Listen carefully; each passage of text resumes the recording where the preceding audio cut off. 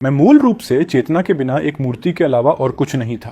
फिर भी स्वर्गीय दांव भी मेरा कुछ नहीं बिगाड़ सका, क्योंकि मैं नुआ द्वारा बनाया गया सबसे पहला इंसान था। जब उन्होंने मुझे बनाया था तब उनके पास कोई अनुभव नहीं था, इसलिए मैं केवल एक बाहरी रूप बनकर रह गया और मुझे अपनी कोई जागरूकता नहीं थी। नुआ के संत बनने और ऊपर जाने के बाद वह मेरे बारे में सब कुछ भूल गई। बाद में मानव जाति को याद आया कि आखिरकार मैं पवित्र माता नुआ द्वारा बनाया गया पहला इंसान था, इसलिए उन्होंने मुझे पवित्र माता नुआ और आर्षि लौजी की मूर्तियों के पीछे रख दिया। और इस तरह मैं सैकड़ों वर्षों तक इस दुनिया में खड़ा रहा। लेकिन इस दिन खून की एक घनी अत्यधिक दुर्गंध ने मुझे जगा दिया।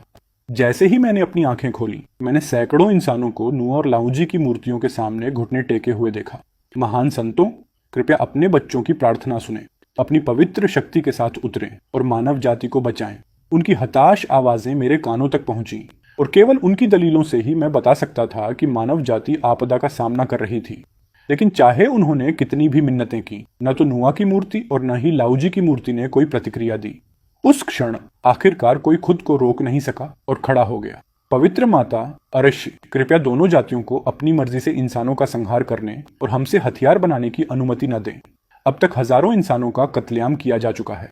क्या आप सचमुच मानव जाति को नष्ट होते हुए देखने जा रहे हैं? जिस क्षण मैंने वे शब्द सुने, मुझे आखिरकार समझ आ गया कि इस पहाड़ पर खून की गंध इतनी दम घुटने वाली क्यों थी। धिक्कार है वो कबीले और दानव कबीले को। आदिम दुनिया के पहले इंसान के रूप में मानवता को विलुप्त होने की ओर धकेले जाने के विचार ने मुझे एक ऐसे गुस्से और हत्या के इरादे से भर दिया जो सीधे आसमान में चला गया। लेकिन मैं तो सिर्फ एक मूर्ति था, मैं कुछ नहीं कर सकता था। जैसे ही मैं मानव जाति के आसन्न विनाश पर शोक मना रहा था, अचानक आसमान से रोशनी की एक किरण उतरी और मुझ पर चमकी। अगले ही पल मेरी चेतना एक रहस्यमयी जगह में खींच गई। उस स्थान के भीतर एक रहस्यमयी आवाज प्रकट हुई, मेजबान, यहाँ तक कि स्वर्गीय दांव भी आपके अस्तित्व का लालच करता है। मैं अब आपको सर्वोच्च क्षेत्र दिव्य क्षमता प्रदान करता हूँ। आपके क्षेत्र के भीतर सभी कानून वर्जित हैं, कोई भी शक्ति आक्रमण नहीं कर सकती है और आप अनंत काल तक अजेय हैं। आपका प्रारंभिक क्षेत्र तेनजांग तक फैला हुआ है और आप जितने अधिक दुश्मनों को मारेंगे, यह उतना ही बड़ा होता जाएगा। उसी समय पहाड़ की तलहटी से हिंसक रूप से दानव उमड़ पड़े, जिसमें चीख पुकार की लहरें मिली हुई थी। मानवता का जन्म अभी बहुत पहले नहीं हुआ था। हालांकि इंसान दांव शरीरों के साथ पैदा हुए थे, फिर भी वे असहनीय रूप से कमजोर थे। केवल कुछ ही सांसों में खून से लथपथ हजारों इंसान पहाड़ की चोटी तक पीछे हट गए। लेडी नुआ, आर्षि लौजी, कृपया मानव जाति को बचाएं। यदि आपने अभी भी कार्य करने से इनकार कर दिया तो हम वास्तव में नष्ट हो जाएंगे, इंसानों ने एक स्वर में चिल्लाकर कहा। लेकिन फिर भी कोई जवाब नहीं आया। जिन राक्षसों ने पहाड़ पर उनका पीछा किया था, उन्होंने यह देखा और ठहाका लगाकर हंस पड़े। वे मानवता को पूरी तरह से खत्म करने के लिए पूरी तैयारी के साथ आए थे। उस क्षण में हर जीवित इंसान निराशा में डूब गया। जैसे ही राक्षस हमला करने वाले थे, मैं इंसानों के पीछे से बाहर निकला, भीड़ के बीच से गुजरा और उनमें से हर एक को अपने पीछे सुरक्षित कर लिया। जब जीवित इंसानों ने मुझे देखा तो वे सभी शब्दों से परे दंग रह गए। मूर्ति जीवित हो गई थी। 2 पुरुष और 1 महिला जो मूल रूप से इंसानों के सबसे आगे खड़े थे, उन्होंने अपना मुंह खोला, लेकिन एक पल के लिए उनमें से कोई नहीं जानता था कि क्या कहना है। मैंने शांति से बात की, आप सभी मेरे पीछे आ जाओ। मेरी बात सुनने के बाद तीनों मानव पूर्वजों ने तुरंत दूसरों को पीछे हटने के लिए कहा, लेकिन राक्षस केवल और भी जोर से हंस पड़े। तुम्हारी मानव जाति चींटियों के झुंड के अलावा और कुछ नहीं है और तुम सिर्फ एक थोड़े मजबूत चींटी हो। क्या ऐसा है? तो आओ और कोशिश करो। कुंग पर्वत का शिखर अब मेरा क्षेत्र था। भले ही इसने केवल तेनजांग के दायरे को कवर किया था, लेकिन मेरे पीछे इंसानों की रक्षा करना पर्याप्त से अधिक था। दानव सेनापति गुस्से में आ गया। एक मामूली चींटी मुझे उकसाने की हिम्मत करती है। अपने हाथ की एक लहर के साथ उसने सभी का कत्लेआम करने का आदेश दिया। उनके आदेश के तहत दानव सैनिक उत्साह में आगे बढ़े, इंसानों की ओर एक काली लहर की तरह उमड़ पड़े। पलक झपकते ही वे मेरे ठीक सामने आ गए। मैं पूरी तरह से शांत रहा और चुपचाप दूरी की गणना की। फिर जैसे ही उन्होंने मेरे क्षेत्र में कदम रखा, मैंने धीमी आवाज में कहा, मानव क्षेत्र, उड़ना मना है। जैसे ही मेरे शब्द गिरे, चारों ओर एक अदृश्य लहर फैल गई। हवा में उड़ने वाला हर दानव एक बर्तन में गिरने वाले पकौड़े की तरह तुरंत नीचे गिर गया। तीनों मानव पूर्वज फटी आंखों से देखते रहे। उनके चेहरे अविश्वास से भरे थे। प्रमुख दानव सेनापति का हाव भाव बुरी तरह बदल गया। उसे मुझसे जादुई शक्ति का थोड़ा सा भी अंश महसूस नहीं हुआ था, इसलिए वह समझ नहीं पा रहा था कि मेरे करीब आने वाला हर दानव अचानक आसमान से क्यों गिर गया। जहां तक क्षेत्र के भीतर फंसे राक्षसों का सवाल है, उनके दिल आतंक से भर गए। अब हम उड़ क्यों नहीं सकते? यहाँ तक कि नए रूप में परिवर्तित छोटे राक्षस भी उड़ सकते हैं। आखिर क्या बकवास चल रही है? क्या ऐसा हो सकता है कि लेडी नुआ और आर्शी लाउजी ने कार्रवाई की हो? वे जितना अधिक इसके बारे में सोचते उतने ही अधिक भयभीत होते जाते। लेडी नुआ, आर्शी लाउजी, हम तुरंत चले जाएंगे। यदि संतों ने वास्तव में हस्तक्षेप किया था तो यह स्पष्ट था कि वे इन हजारों इंसानों की रक्षा करना चाहते थे। राक्षस भले ही सरल दिमाग के हों, लेकिन वे संतों के साथ सीधे टकराने जितने मूर्ख नहीं थे। इसलिए वे तुरंत भागने के लिए मुड़े। तभी मेरी ठंडी आवाज गूंज उठी, किसने कहा कि तुम जा सकते हो? जैसे ही शब्द गिरे, एक और अदृश्य लहर एक पल में फैल गई। हर दानव यह देखकर हैरान रह गया कि वे अब हिल भी नहीं सकते थे। तभी उन्हें आखिरकार एहसास हुआ कि उनकी उड़ान को रोकने वाला और उनके शरीर को बांधने वाला कोई संत नहीं था, बल्कि मैं था, वही इंसान जिसे उन्होंने चींटी समझकर नीचा दिखाया था। अग्रणी महान दानव दहाड़ा और तुरंत दानव सैनिकों को लंबी दूरी के जादू के साथ मुझ पर हमला करने का आदेश दिया। हर दानव ने ऊर्जा इकट्ठी की और उसे मुझ पर लक्षित किया, लेकिन जैसे ही उनकी शक्ति अपने चरम पर पहुंची और वे फायर करने वाले थे, मैंने लापरवाही से कहा, मानव क्षेत्र जादू वर्जित है। उस एक वाक्य ने उन्हें पूरी तरह से स्तब्ध कर दिया। वे अभी भी हमला करने वाले पोज में जमे हुए थे और भले ही उनके मंत्र पूरी तरह से चार्ज थे, वे इसका एक छोटा सा हिस्सा भी इस्तेमाल नहीं कर सके। हर दानव की पुतलियां चौड़ी हो गईं, क्योंकि वे मुझे आतंक से घूर रहे थे। उस पल में उड़ना तो दूर, एक उंगली हिलाना भी उनके लिए असंभव था। वे केवल लकड़ी के खंभों की तरह सीधे खड़े रह सकते थे। एक दानव कांपते हुए बोला, इंसान, हमें जाने दो, हम अब भी चले जाएंगे। वे स्पष्ट रूप से डरे हुए थे, लेकिन अब बहुत देर हो चुकी थी। जैसे ही मेरे दिमाग में एक विचार आया, वे 100 दानव सैनिक मौके पर ही फट गए और स्वर्ग और पृथ्वी के बीच गायब हो गए। उस अजीबोगरीब दृश्य ने बचे हुए हर दानव को आतंक से पीला कर दिया और मेरे पीछे से देख रहे इंसान भी इतने हैरान थे कि वे पूरी तरह से अवाक रह गए। उनका पूर्वज विश्वास से परे भयानक था। जैसे ही बड़ी संख्या में राक्षसों का सफाया हुआ, सिस्टम की आवाज मेरे दिमाग में फिर से गूंज उठी, आपने पर्याप्त ऊर्जा प्राप्त कर ली है। आपका अजेय क्षेत्र स्तर 2 में अपग्रेड हो गया है। क्षेत्र का दायरा बढ़कर 100 जंग हो गया है। उस अधिसूचना को सुनकर मेरे होठों के कोने थोड़े ऊपर उठ गए, जबकि इंसान जमीन पर पड़ी लाशों को देख रहे थे और इस कठिन जीत के लिए खुशियां मना रहे थे। अचानक एक बहरा कर देने वाली दहाड़ आसमान में गूंज उठी। वह आवाज इतनी तेज थी कि पूरी धरती हिंसक रूप से हिलने लगी। सोने के कवच में एक विशाल राक्षस प्रकट हुआ, जो हर पहाड़ी से एक विशाल दानव सेना का नेतृत्व कर रहा था। उस दृश्य को देखते ही मेरे पीछे खड़े इंसान डर से भर गए और सिर उठाने की हिम्मत किए बिना मेरी पीठ के पीछे छिप गए। तीनों मानव पूर्वजों में से एक ने अपनी आवाज धीमी की और समझाया, ये वही दानव कमांडर है जो हमारे लोगों के इस कत्लेआम के लिए जिम्मेदार है। मैंने थोड़ा सिर हिलाया। दूरी पर युद्ध के मैदान में पहुंचने के बाद दानव कमांडर ने अपनी नजर हर चीज पर दौड़ाई, फिर भी वह किसी शक्तिशाली विशेषज्ञ की बची हुई आभा को महसूस नहीं कर सका। जल्द ही उसकी आंखें दुबके हुए इंसानों पर टिक गईं और उसने गुस्से में दहाड़ मारी। बोलते बोलते उसने एक कदम आगे बढ़ाया और मेरे अजेय क्षेत्र में प्रवेश कर गया। चूंकि उसने खुद कदम रखा था, इसलिए मेरे पास पीछे हटने का कोई कारण नहीं था। इससे पहले कि वह दानव कमांडर समझ पाता कि क्या हुआ था, वह मेरे क्षेत्र की शक्ति से मौके पर ही टुकड़ों में कुचल दिया गया। फिर मैं बचे हुए राक्षसों को देखने के लिए मुड़ा। उस क्षण उनमें से हर एक अपनी जगह पर जड़ा हुआ था। उनकी पुतलियां सिकुड़ रही थी, क्योंकि वे पूरी तरह से अविश्वास में मुझे घूर रहे थे। कुछ राक्षस घबराहट में चिल्लाए। मैं अपने हाथ पीछे बांधकर हवा में खड़ा हो गया और नीचे उनकी तरफ देखा। जब तक मैं इस जगह की रक्षा कर रहा हूं, जो कोई भी मानव जाति का अपमान करने की हिम्मत करेगा, उसे बिना किसी दया के मार दिया जाएगा। तभी मेरे पीछे खड़े इंसानों ने आखिरकार अपना सिर बाहर निकालने और देखने की हिम्मत की। लेकिन इससे पहले कि वे राहत की सांस लेते, अचानक कई सौ और आकृतियां अत्यधिक गति से दूरी पर आसमान में तैरती हुई दिखाई दी। इंसान तुरंत सहम गए। पूर्वज, भागो, वो कबीले की सेना यहाँ आ गई है। लेकिन मैंने केवल शांति से उनकी ओर देखा और अपना हाथ उठाया, सभी को शांत रहने का इशारा किया। वो कमांडर कई सौ योद्धाओं के साथ पहुंचा। जब उसने राक्षसों को डर से कांपते देखा तो उसने एक ठंडी हंसी हंसी। मैं सोच रहा था कि यह कौन था, तो यह सिर्फ पश्चिम दानव पर्वत के छोटे राक्षस हैं। तुम्हारा कमांडर कहाँ है? उसे कहो यहाँ बाहर आए। वो कबीला इस क्षेत्र पर कब्जा कर रहा है। राक्षसों की तरफ से लोग पहले ही डर के मारे होश खो चुके थे। तो फिर उसे जवाब देने का दिमाग किसके पास था? उनके मौन ने वो कमांडर को और भी अधिक क्रोधित कर दिया। दूर से एक हरकत के साथ उसने एक छोटे राक्षस को अपने हाथ में पकड़ लिया। मैं तुमसे पूछ रहा हूं, तुम्हारा कमांडर कहाँ है? बोलो। वह छोटा राक्षस इतना डरा हुआ था कि उसके चेहरे की त्वचा फड़कने लगी और कांपती उंगलियों से उसने मेरी तरफ इशारा किया। उन्होंने यह किया। यह सुनकर वो कमांडर ने त्योरियां चढ़ाई, फिर बेरहमी से उस छोटे राक्षस का सिर कुचल दिया। जब आसपास के राक्षसों ने यह देखा तो उनका दबा हुआ गुस्सा लगभग फूट पड़ा। सैकड़ों दानव सैनिकों ने अपने हथियार निकाल लिए और क्रूर भावों के साथ वो योद्धाओं का सामना किया। वो कमांडर ने लापरवाही से देखा और पाया कि वहां खड़ा व्यक्ति केवल एक इंसान था। उसका चेहरा अवमानना से भरा था। दानव जाति वास्तव में कचरा है। तुम चींटियों के झुंड से भी नहीं निपट सकते। और तुम वास्तव में मुझे यह विश्वास दिलाना चाहते थे कि एक इंसान के पास स्वर्ग को पलटने की शक्ति है। उसके उपहास का सामना करते हुए राक्षसों ने बिल्कुल भी बहस करने की हिम्मत नहीं की और सहज रूप से पीछे हट गए। इससे पहले कि उसके शब्द पूरी तरह से गायब होते, वो कमांडर ने मुझे फिर से देखा और हाथ हिलाते हुए उपहास किया। बिल्कुल सही, हम इंसानों के इस समूह को पकड़ लेंगे, उनकी आत्माओं को बाहर निकाल देंगे और फिर दानव जाति के इन बेकार कचरे से निपटेंगे। वो कबीले की तीखी भयानक हंसी स्वर्ग और पृथ्वी के बीच गूंज उठी। भयावह ऊर्जा की घनी लहरें बेतहाशा आगे बढ़ी। वो कमांडर के आदेश के तहत सैकड़ों वो योद्धा सीधे मेरी ओर बढ़े। हर एक बिजली की तरह तेज था। उनके विशाल हथियार हवा को चीर रहे थे।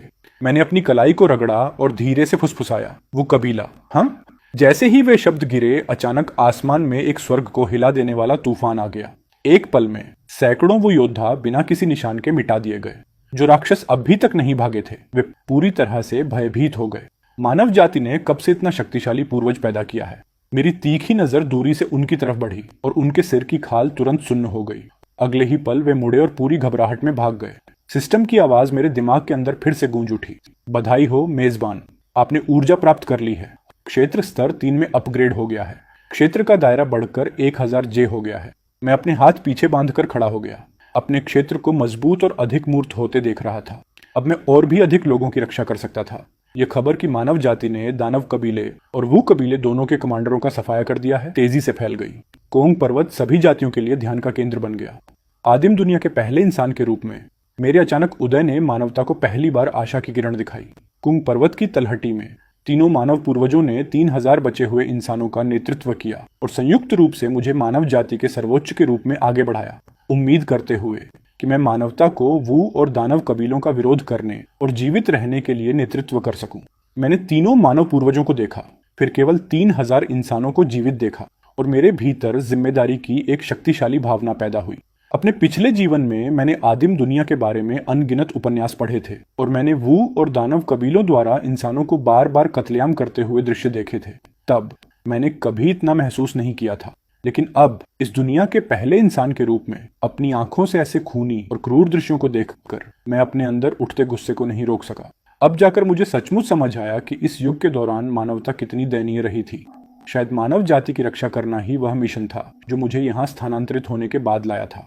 ये देखकर कि मैं चुप रहा, तीनों मानव पूर्वजों ने एक दूसरे को देखा, फिर एक घुटने पर बैठ गए, जैसे लोग स्वर्ग और पृथ्वी की पूजा करते थे और जैसे वे नुआ और लाउजी के सामने प्रार्थना करते थे। उन्होंने गहरा झुककर प्रणाम किया और चिल्लाए, मानव सर्वोच्च, कृपया हमें बचाएं। उनके घुटने टेकने के कृत्य ने तुरंत उनके पीछे खड़े हजारों इंसानों की भावनाओं को उत्तेजित कर दिया और जल्द ही मानव जाति की आवाजें कोंग पर्वत की चोटी से फैल गईं, जो नदियों और पहाड़ों पर गूंजने लगीं। मानव सर्वोच्च, कृपया मानव जाति को बचाएं। मैंने अपने सामने घुटने टेके हुए हजारों लोगों की ओर देखा और अटूट आंखों से कहा, मैं आदिम दुनिया का पहला इंसान हूं। मानवता की रक्षा करना मेरा कर्तव्य है। फिर सभी की निगाहों के सामने मैं सबसे दृश्यमान स्थान पर आगे बढ़ा और मेरे पीछे तीनों मानव पूर्वज आए, जिनकी आंखों में आंसू चमक रहे थे। मेरे शब्द भीड़ पर एक दिव्य मंत्र की तरह गिरे, जो सीधे उनकी आत्माओं में समा गए। मानव जाति के सर्वोच्च के रूप में मुझे केवल एक ही बात कहनी थी। नीचे खड़े 3000 इंसान बिना पलक झपकाए मुझे घूर रहे थे। उनकी आंखें उत्सुकता से भरी थीं। वे जानना चाहते थे कि मैं, उनका नया चुना हुआ सर्वोच्च, उन्हें क्या बताने वाला हूं। मेरी नजर सभी 3000 इंसानों पर पड़ी और मैं धीरे धीरे बोला, लेकिन हर एक शब्द लोहे की तरह गूंज उठा। जो कोई भी मानव जाति का अपमान करेगा, हम उससे मरते दम तक लड़ेंगे। नीचे खड़े इंसान एक पल के लिए स्तब्ध रह गए। जो कोई भी मानव जाति का अपमान करेगा, हम उससे मरते दम तक लड़ेंगे। अब तक वे केवल यही सोच रहे थे कि जीवित कैसे रहा जाए, लेकिन उनका सर्वोच्च पहले से ही प्रतिशोध के बारे में सोच रहा था। जो कोई भी मानव जाति का अपमान करेगा, वह मरते दम तक हमारा सामना करेगा। तीनों मानव पूर्वज सबसे पहले अपने झटके से बाहर आए। उन्होंने अपने शरीर की पूरी ताकत से उन शब्दों को दहाड़ा और उनकी गति सीधे आसमान में चली गई। मैंने थोड़ा सिर हिलाया, फिर आकाश की ओर मुंह किया और गरजते हुए बादलों जैसी आवाज में घोषणा की, मैं मानव जाति का सर्वोच्च हूँ और मैं इसके द्वारा पूरी आदिम दुनिया को यह सूचित करता हूँ, आज से मानव जाति और वो तथा दानव कबीले मरते दम तक लड़ेंगे। जैसे ही मेरे शब्द गिरे, बिजली कड़कने लगी, आकाश ने रंग बदल दिया और तीनों मानव पूर्वजों के नेतृत्व में कोंग पर्वत पर 3000 इंसानों ने एक स्वर में चिल्लाकर कहा। ठीक उसी समय हुआंग मंदिर और पर्वत शुआंग से मानव आवाजों की दो और लहरें उठी।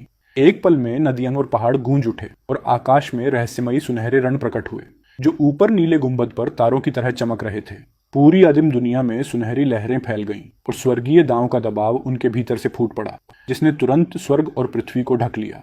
दुनिया भर की महान शक्तियां हिल गईं। वे हैरान थे, लेकिन भ्रमित भी थे। मानव जाति की एक स्वर्गीय दांव शपथ ने वास्तव में एक स्वर्गीय घटना को जन्म दे दिया था। यहाँ तक कि मैं भी थोड़ा हैरान था।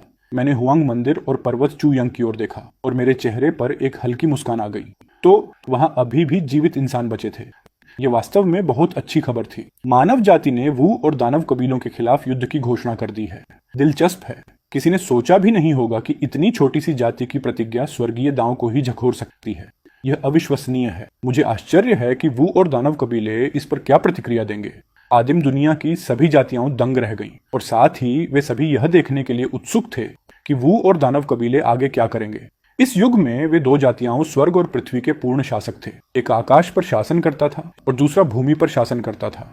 अब जब मानव जाति ने उन्हें खुले तौर पर उकसाया था, तो वे चुप कैसे रह सकते थे। पूर्वज चुड़ैलों के हॉल के भीतर 12 पूर्वज चुड़ैलें एकत्र हुई थीं।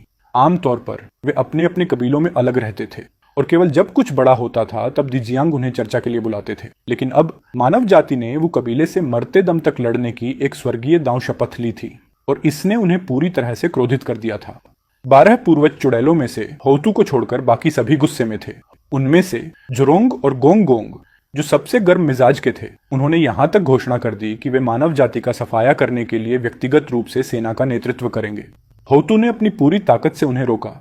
मैं शुरू से ही इंसानों के कत्लेआम का विरोध करती आई हूँ, होतू ने कहा, और अब एक मानव सर्वोच्च प्रकट हुआ है। एक ऐसा व्यक्ति जो स्वर्गीय दांव घटना को भी ट्रिगर कर सकता है, चाहे यह मानव सर्वोच्च हो या स्वयं मानव जाति। वे स्पष्ट रूप से साधारण के अलावा कुछ भी हैं। उन्हें नष्ट करने के लिए जल्दबाजी करने के बजाय शायद हमें उनके साथ अपने संबंधों को सुधारने का रास्ता खोजना चाहिए। जब वो कबीले ने पहली बार इंसानों का कत्लेआम शुरू किया था, तब होतू ने पहले ही इसे रोकने की पूरी कोशिश की थी। दुख की बात है कि किसी और ने उनकी बातों को दिल से नहीं लिया था। केवल एक ही चीज जो वह कर सकती थी, वह थी अपने कबीले के वू को नियंत्रित करना और उन्हें इंसानों को मारने से मना करना। दिजियांग, अंतरिक्ष के पूर्वज चुड़ैल और 12 में सबसे बड़े, आखिरकार बोलने से पहले एक पल के लिए चुप हो गए। मानव सर्वोच्च की एक प्रतिज्ञा जो स्वर्गीय दांव को स्थानांतरित कर सकती है, वास्तव में कुछ ऐसा नहीं है जिसे हम कम आंक सकें, लेकिन इस वजह से उसे खत्म करना ही होगा। हमारे वो कबीले ने अपना हथियार बनाने के लिए पहले ही अनगिनत इंसानों का कत्लेआम किया है। सुलह के लिए अब कोई जगह नहीं बची है। चूंकि ऐसा है तो हम उन्हें नष्ट कर देते हैं। जुरोंग तुरंत खड़ा हो गया। मैं खुद जाऊंगा और इंसानों का सफाया कर दूंगा। गोंग गोंग ने उपहास किया। बेहतर होगा मुझे ऐसा करने दो। मुझे तुम पर भरोसा नहीं है। तुम्हारी हिम्मत कैसे हुई मुझे नीचा दिखाने की? तुम मूर्ख और कमजोर दोनों हो। यदि तुम इंसानों द्वारा मारे गए तो क्या इससे हम पूर्वज चुड़ैलों की गरिमा को ठेस नहीं पहुंचेगी? तो क्या तुम मुझसे लड़ने और देखने की हिम्मत रखते हो? मैं क्यों नहीं रखूंगा। अन्य पूर्वज चुड़ैलों ने अपनी त्योरियां चढ़ाईं। उन्हें पहले से ही सिरदर्द होने लगा था। आग के पूर्वज चुड़ैल झुरोंग और पानी के पूर्वज चुड़ैल गोंग गोंग लगभग एक ही समय में पैदा हुए थे। उनके प्राकृतिक गुण एक दूसरे के विपरीत थे और जिस क्षण से वे अस्तित्व में आए थे, वे कभी एक दूसरे के साथ नहीं रहे। किसी ने भी दूसरे को स्वीकार नहीं किया और दोनों का मिजाज इतना विस्फोटक था कि जरा सी चिंगारी पर भी भड़क सकता था। दिजियांग ने अपने माथे पर हाथ रखा, फिर डांटा, बस करो। जुरोंग और गोंग गोंग दोनों ने एक ठंडी हुंकार भरी, लेकिन अंत में वे वापस बैठ गए। दिजियांग ने बात जारी रखी, अगर महज कुछ हजार इंसानों को नष्ट करने के लिए हम पूर्वज चुड़ैलों में से किसी एक को व्यक्तिगत रूप से कार्य करने की आवश्यकता है, तो क्या अन्य जातियां हम पर नहीं हंसेंगी? क्यांग विंग, तुम्हारी छोटी बहन जूरोंग पहले ही महान चुड़ैल के क्षेत्र में कदम रख चुकी है। उसे कहो कि वह 1000 वू योद्धाओं को कोंग पर्वत पर ले जाए। क्यांग विंग ने सिर हिलाया, फिर तुरंत अपनी छोटी बहन को एक संदेश भेजा। अपने कबीले में बहुत दूर जूरोंग को आदेश मिला और उसने कोंग पर्वत के लिए निकलने से पहले तुरंत वज्र के कबीले से 1000 वो योद्धाओं को इकट्ठा किया। उसी समय चमकदार और राजसी स्वर्गीय अदालत के भीतर पर्वत भुजों के शीर्ष पर अनगिनत राक्षस पूजा में खड़े थे। मानव जाति की शपथ ने स्वर्गीय दांव को झकझोर दिया है। किसी ने कहा, आप सब क्या सोचते हैं? मानव जाति के केवल 10,000 से कुछ अधिक सदस्य बचे हैं। हमारे दानव कबीले की तुलना में हमारे बीच का अंतर स्वर्ग और पृथ्वी जैसा है। फुकुशी ने शांति से कहा, वे डरने योग्य नहीं है। मेरी राय में इस मामले पर अधिक चिंता की आवश्यकता नहीं है। फुकुशी असाधारण रूप से बुद्धिमान थे, इसलिए निश्चित रूप से वह बता सकते थे कि दीजुन ने पहले ही मानव जाति के प्रति हत्या का इरादा विकसित कर लिया था। उपस्थित सभी महान राक्षसों में वह एकमात्र ऐसे व्यक्ति थे जिन्होंने दानव कबीले द्वारा इंसानों के बड़े पैमाने पर कत्लेआम का विरोध किया था। लेकिन हालांकि उनके पास शी सम्राट की उपाधि थी, दानव कबीले पर उनका नियंत्रण सीमित था, चिंता के योग्य नहीं। पूर्वी सम्राट ताई यी ने अपनी आंखें सिकाड़ी और गहरी आवाज में बात की। वे केवल मानव चींटियाओं हैं, फिर भी वे हमें इतनी खुले तौर पर चुनौती देने की हिम्मत करते हैं। अगर हम इसे ऐसे ही जाने देते हैं तो भविष्य में असंख्य जातियां हमारे दानव कबीले का सम्मान कैसे करेंगी। दानव गुरु कुनपेंग ने अपनी आंखें आधी बंद कर ली, जैसे कि वह सोने की कगार पर हों। उन्हें स्पष्ट रूप से इंसानों के मामले में बिल्कुल भी दिलचस्पी नहीं थी। इस मामले पर बाद में चर्चा की जा सकती है। दीजुन ने आखिरकार फुकुशी और फिर ताई यी पर नजर डालने के बाद कहा। हालांकि उन्होंने वास्तव में मानव जाति को मारने का इरादा विकसित कर लिया था, फिर भी उन्हें फुकुशी को स्थिर रखने की आवश्यकता थी। आखिरकार फुकुशी वो कबीले के खिलाफ भविष्य के युद्ध में एक महत्वपूर्ण बल होंगे। स्वर्गीय सम्राट, आप बुद्धिमान हैं, फुकुशी ने एक हाथ जोड़कर सलाम करते हुए कहा। लेकिन मन ही मन उन्होंने एक हल्की आह भरी। उनकी बुद्धिमत्ता के साथ वह भला यह कैसे नहीं समझ पाते कि दीजुन वास्तव में क्या सोच रहे थे। ताई यी ने हॉल में और कुछ नहीं कहा, लेकिन जैसे ही वह पूर्वी सम्राट महल में लौटे, उन्होंने दानव मार्शल जू यिंग को बुलाया। 1000 विशिष्ट राक्षसों को लो और सीधे कोंग की ओर बढ़ो।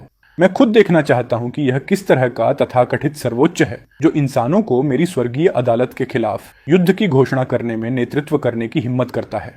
ताई यी अपने हाथ पीछे बांधकर खड़े हो गए। मौन में भी राजसी लग रहे थे। उनसे निकलने वाले भयानक दबाव ने आसपास के राक्षसों को अनियंत्रित रूप से खंपा दिया। जल्द ही वू और दानव कबीलों द्वारा भेजी गई विशिष्ट सेनाओं ने आसमान को चीर दिया और उनके गुजरने से उठे तूफानों ने पहाड़ी बाढ़, भूस्खलन और धरती को हिला देने वाली आपदाओं को जन्म दे दिया। जंगली पहाड़ों और जंगलों के बीच छिपी दुनिया की अनगिनत जातियां खौफ से भर गईं। वे सभी जानते थे कि इसका क्या मतलब है। वू और दानव कबीले मानव जाति से बेहद क्रोधित थे और अब वे उस गुस्से को पूरी तरह से निकालने वाले थे। उसी क्षण कोंग पर्वत के शिखर पर मुझे भी वह अत्यधिक राक्षसी दबाव तेजी से करीब आता हुआ महसूस हुआ।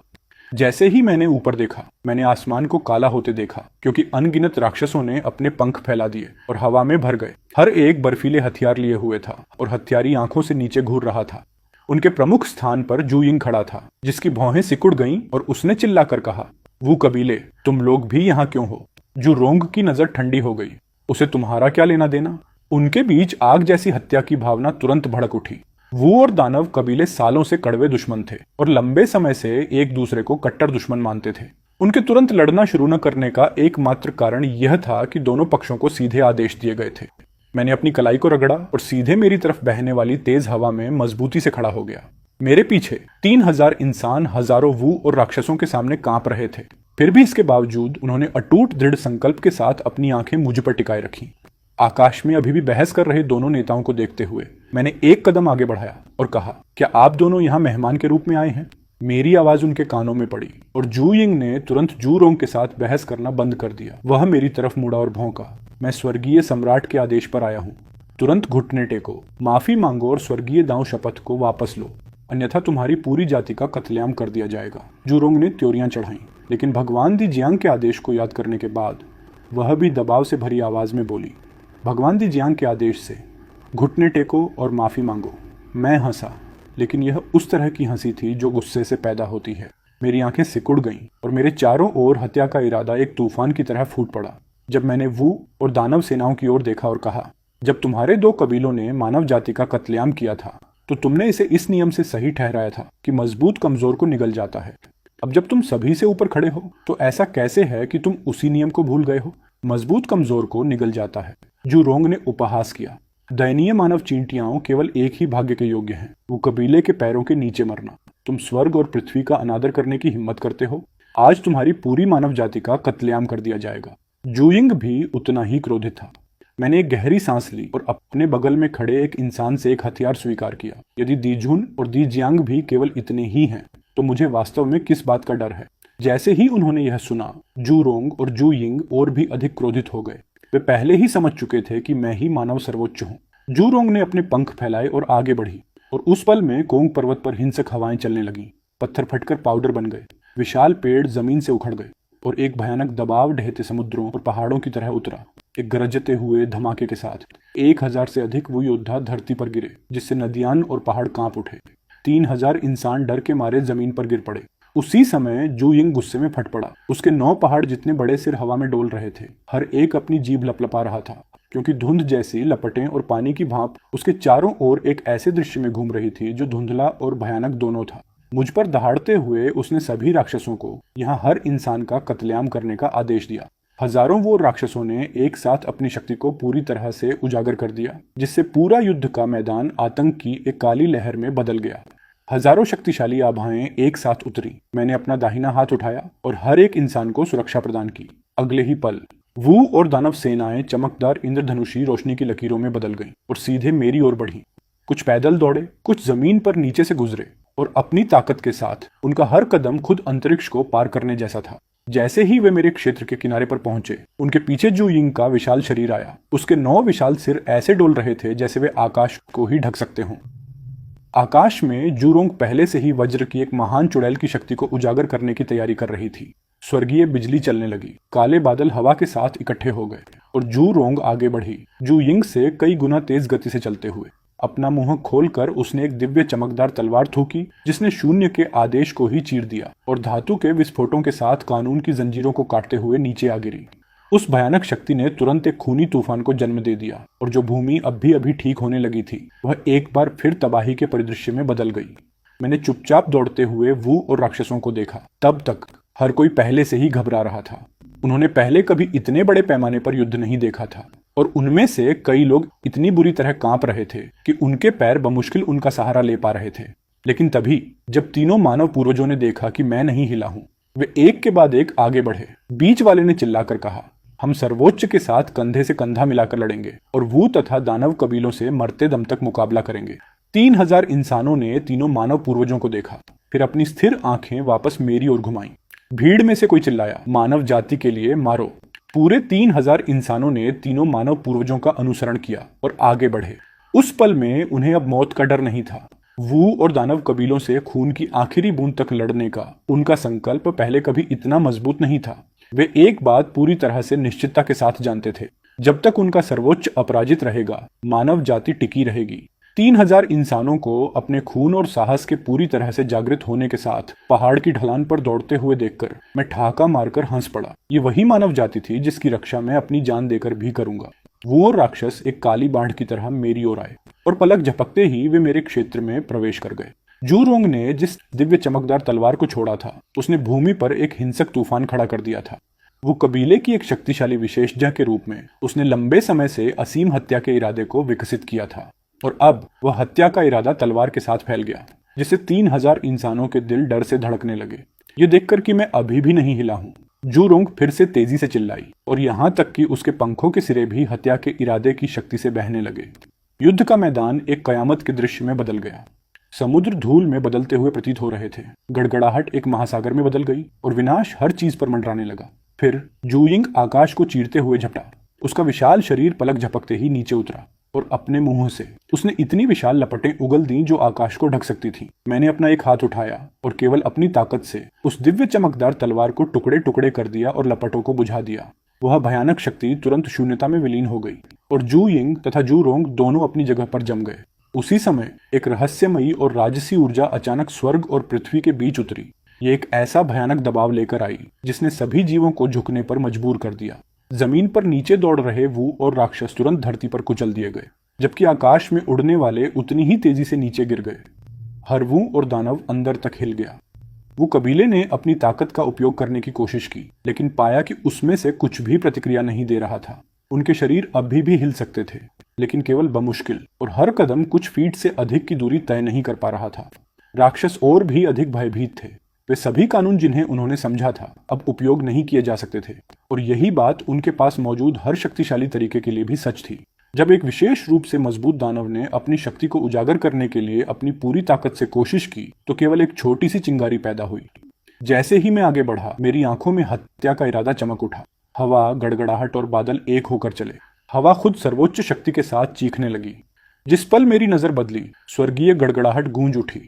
जिस पल मैंने अपना हाथ उठाया, बिजली आकाश को चीरने वाली एक दिव्य तलवार की तरह चमकी और एक पल में पूरा आकाश चांदी जैसा सफेद हो गया, इतना चमकीला कि स्वर्ग और पृथ्वी ने अपना रंग खो दिया और नदियां और पहाड़ उसके नीचे धुंधले पड़ गए।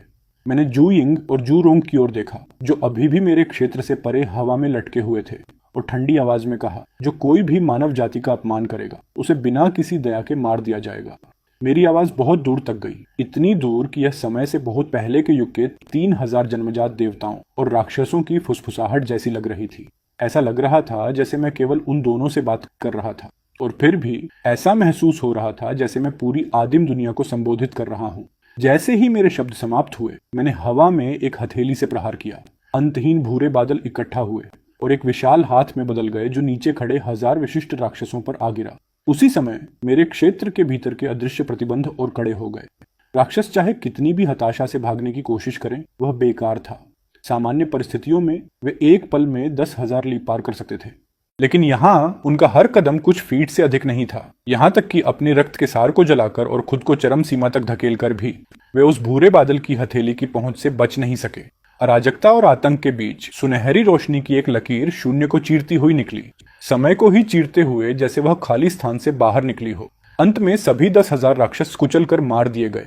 इस शक्ति पर मेरा नियंत्रण और अधिक परिष्कृत होता जा रहा था। ये दुश्मन जो खुद मेरे दरवाजे पर आए थे, मेरे लिए एकदम सही सान साबित हो रहे थे। बिखरी हुई भूमि पर हर तरफ राक्षसों की लाशें पड़ी थीं। जू यिंग का शरीर, जो एक पहाड़ जितना विशाल था और जिसमें ड्रैगन के खून का एक अंश भी था, फिर भी जिंदा ही कुचलकर मार दिया गया था। मैं हवा में गर्व से खड़ा रहा। मेरी आंखें अतुलनीय रूप से दृढ़ थीं। मुझसे बहता हुआ हत्या का इरादा लगभग मूर्त रूप ले चुका था, जिससे मेरे शरीर के चारों ओर एक पतली खून के रंग की धुंध बन गई थी। उस अत्यधिक शक्ति में लिपटे हुए मैंने फिर से प्रहार किया, केवल एक विचार के साथ। शून्य में अचानक एक बर्फ जैसी सफेद स्वर्गीय तलवार प्रकट हुई। दांव का इरादा इससे प्रवाहित हो रहा था, जो विश्वास से परे चमकीला था। उस पल में ऐसा महसूस हुआ जैसे प्राचीन अनंत काल और अंतहीन भविष्य दोनों इसके भीतर समाये हुए थे। इसे निकलने वाला बल इतना शक्तिशाली था कि उसने लोगों को स्तब्ध कर दिया। मैंने एक गहरी सांस ली और अपनी एक उंगली नीचे की। दबाव अचानक नीचे आ गिरा। उन वो योद्धाओं को देखते हुए जो अभी भी भागने के लिए संघर्ष कर रहे थे, मैं ठंडी हंसी हंसा। नीचे जाओ और उनका साथ दो। एक गरजते हुए विस्फोट के साथ हर बचे हुए वो योद्धा को लगा कि उनका शरीर ऐसे डूब रहा है जैसे उनकी पीठ पर हजारों टन वजन का पहाड़ गिरा दिया गया हो। जिस क्षण उनके पैर जमीन को छुए, उनके नीचे गहरे गड्ढे खुल गए। अपने दांत पीसते हुए उन्होंने हिलने की कोशिश की, लेकिन उन पर लगे प्रतिबंध और मजबूत होते गए। धरती ऐसे गूंज उठी जैसे उसके नीचे ड्रैगन करवट ले रहे हों, और पूरा कूंग पर्वत हिंसक रूप से हिलने लगा। वो कबीले की डरी हुई निगाहों के नीचे मैंने अपनी शक्ति को एक कुचलने वाले सैलाब की तरह बहा दिया। वह रोशनी शब्दों से परे चमकदार थी। विशाल खाइयां बदसूरत निशानों की तरह जमीन पर फैल गईं, और कोई नहीं जानता था कि वो कबीले की कितनी लाशें उनमें गिर गईं, जो फिर कभी नहीं उठी। सुनहरी रोशनी से सुरक्षित इंसान तबाही से सुरक्षित बाहर निकल आए। प्रकाश के और अधिक गोले ऊपर तैरने लगे, और मृत्यु के कगार पर 3000 इंसानों को अभी भी मेरे द्वारा आश्रय दिया जा रहा था। विशाल दरारें ब्रह्मांड को ही चीरने वाले ब्लैक होल जैसी लग रही थीं, जो लगातार नीचे से ठंडी हवा उगल रही थी, क्योंकि वे मकड़ी के जाले की तरह फैल रही थी। सौभाग्य से मैं तेजी से आगे बढ़ा, और 3000 इंसान उस विस्फोट की चपेट में नहीं आए। मेरी अत्यधिक ताकत का सामना करते हुए जीवित बचे वो योद्धा पूरी तरह से भयभीत थे। वे मुड़े और भागने की कोशिश करने लगे, लेकिन मैं वहां एक युद्ध के देवता की तरह खड़ा था। मेरा शरीर एक रहस्यमयी आभा में लिपटा हुआ था, जिसे कोई नहीं देख सकता था।